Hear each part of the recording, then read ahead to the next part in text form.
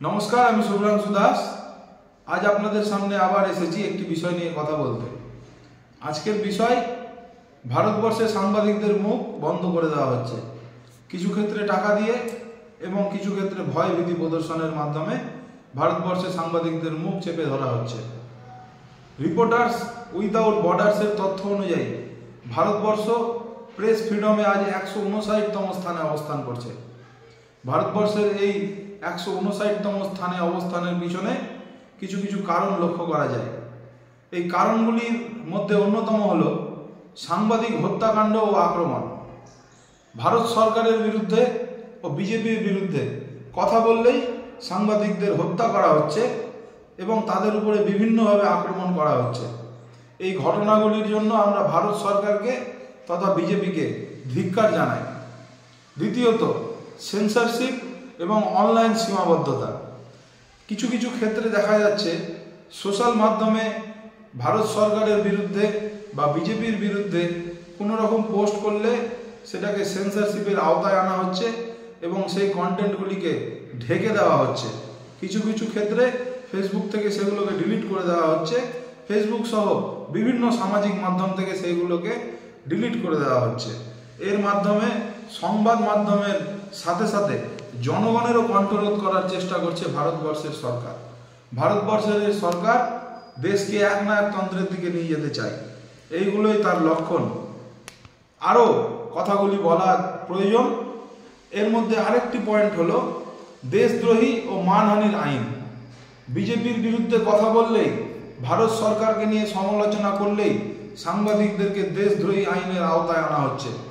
দেশদ্রোহী আইনের আওতায় এনে তাদেরকে জেলের পিছনে ঢুকিয়ে দেওয়া হচ্ছে। এইগুলির থেকেই ভারতবর্ষের সরকারের নিরপেক্ষতা নিয়ে প্রশ্ন ওঠে।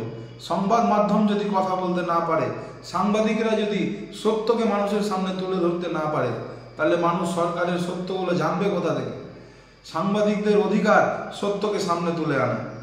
আরেকটি পয়েন্ট, ভয় ভীতি প্রদর্শন ও হয়রানি করা। একই জিনিস, বিজেপির বিরুদ্ধে কথা বললে বা ভারত সরকারকে নিয়ে সমালোচনা করলেই সাংবাদিকদেরকে ভয়ভীতি প্রদর্শন করা হচ্ছে, সাংবাদিকদেরকে বিভিন্ন রকমভাবে হয়রানি করা হচ্ছে। মিডিয়া মালিকানা ও পক্ষপাতিত্ব। একটি গোষ্ঠীর দ্বারা সমস্ত মিডিয়াকে এক জায়গায় করে তাদেরকে কিনে নেওয়া হচ্ছে একটি পক্ষের তরফ থেকে, এবং যখনই এই মিডিয়ার মালিকানা সরকারের পক্ষে কোনো মানুষের কাছে চলে যাচ্ছে, তখনই সেই সব মিডিয়াগুলো আর সরকারের বিরুদ্ধে কোনো কথা বলছে না। সরকারের যেসব বাজে কাজ, সরকারের যেসব ভুল কাজ, সেই সব নিয়ে সমালোচনা তারা বন্ধ করে দিচ্ছে। সরকারের সাথে মিডিয়ার সম্পর্ক।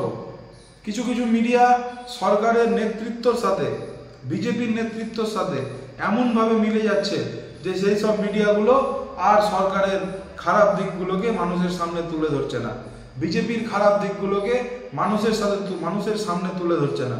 এইরকমই যদি চলতে থাকে, এইরকমই যদি হতে থাকে, তাহলে ভারতবর্ষের মানুষ অন্ধকারের মধ্যে ডুবে থাকবে। ভারতবর্ষের মানুষ সত্যিটা কখনো জানতে পারবে না। আমরা দেখেছিলাম 2007 সালে গৌরী লঙ্কেশ সাংবাদিককে মর্মান্তিকভাবে খুন করা হয়েছিল।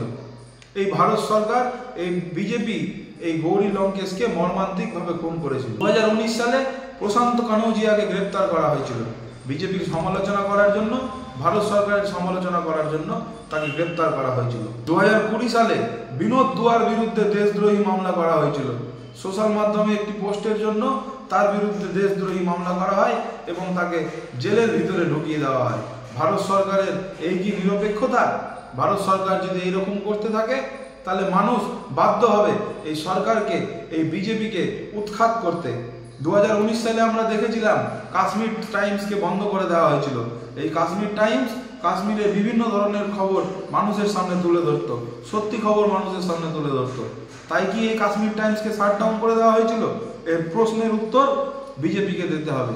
এই প্রশ্নের উত্তর ভারতবর্ষের প্রধানমন্ত্রী নরেন্দ্র মোদীকে দিতে হবে। এরপরে আবার 2021 সালে আমরা দেখলাম আইটি রুলসের মাধ্যমে বিভিন্ন সোশ্যাল মিডিয়া কন্টেন্টকে নিয়ন্ত্রণে আনার চেষ্টা করেছে এই ভারত সরকার। এই আইটি রুলসের মাধ্যমে সোশ্যাল মিডিয়া থেকে তাদের বিরুদ্ধে কোনো কিছু পোস্ট করলে, বিজেপির বিরুদ্ধে কোনো কিছু পোস্ট করলেই সরিয়ে দেওয়া হয়। নিজে থেকে কীভাবে সরে যায় আমরা নিজেরাও দেখেছি। আমরা যখন বিজেপির বিরুদ্ধে বা ভারত সরকারের কোনো খারাপ কাজের বিরুদ্ধে কোনো কিছু আমরা ফেসবুকে বা অন্যান্য সোশ্যাল মাধ্যমে পোস্ট করি, কিছুদিন পর সেই পোস্ট নিজে থেকে উধাও হয়ে যায়, কিছুদিন পর সেই পোস্ট নিজে থেকে ডিলিট হয়ে যায়। কেন ডিলিট হবে? মানুষের কি সত্যি জানার অধিকার নাই? ভারতবর্ষের জনগণ কি সত্যি জানতে পারবে না? আজকে ভারতবর্ষের সরকার, ভারতবর্ষের প্রধানমন্ত্রী যেইভাবে ভারতকে একনায়কতন্ত্রের দিকে টেনে নিয়ে যাচ্ছে, আমরা ধিক্কার জানাই তার এই কাজের জন্য, আমরা ধিক্কার জানাই তাকে। আপনি এরকম কাজ করতে পারেন না। ভারতবর্ষের সংবাদ মাধ্যম কোনোদিন এত নিকৃষ্ট জায়গায় ছিল না, ভারতবর্ষের সংবাদ মাধ্যম কোনোদিন এত নিচু জায়গায় ছিল না। আজকে আপনার রাজত্বে, আজকে আপনার আমলে ভারতবর্ষের সংবাদ মাধ্যমের এই জায়গা। আপনার এই সব কাজকর্মের জন্য ভারতবর্ষের মানুষ বিরক্ত। আপনার এই সব কাজের জন্য ভারতবর্ষের মানুষ আপনার প্রতি ঘৃণা পোষণ করে। আপনাকে সরকারে আর এই ভারতবর্ষের মানুষ বেশি দিন থাকতে দেবে না। ভারতবর্ষের সংবাদ মাধ্যম যেদিন আবার নিরপেক্ষভাবে খবর করা শুরু করবে, যেদিন সত্যগুলো মানুষের সামনে আবার উঠে আসবে, সেদিন মানুষ হির হির করে টেনে আপনাকে ক্ষমতার গদি থেকে নামিয়ে নিয়ে আসবে। এটা আমরা জানি এবং এটা আমরা মানি। আজকে ভারতবর্ষের সংবাদ মাধ্যমগুলোকে পয়সা দিয়ে যেইভাবে কিনে নেওয়া হচ্ছে, আজকে ভারতবর্ষের সংবাদ মাধ্যমের সাংবাদিকদেরকে যেইভাবে ভয় দেখিয়ে চুপ করিয়ে রাখা হচ্ছে, এটা ভারতবর্ষের একটা কালো দিন। এই কালো দিনের বিরুদ্ধে মানুষ রাস্তায় নামবে, এই কালো দিনের বিরুদ্ধে মানুষ প্রতিবাদ করবে। গণতন্ত্রের যে 4টি স্তম্ভ, তার মধ্যে সংবাদ মাধ্যম অন্যতম। একটি স্তম্ভ যদি নড়ে যায়, তবে সরকারও কিন্তু নড়ে যাবে। এই কথাটা কিন্তু ভারত সরকারকে, বিজেপিকে এবং ভারত সরকারের প্রধানমন্ত্রী নরেন্দ্র দামোদর দাস মোদীকে মনে রাখতে হবে।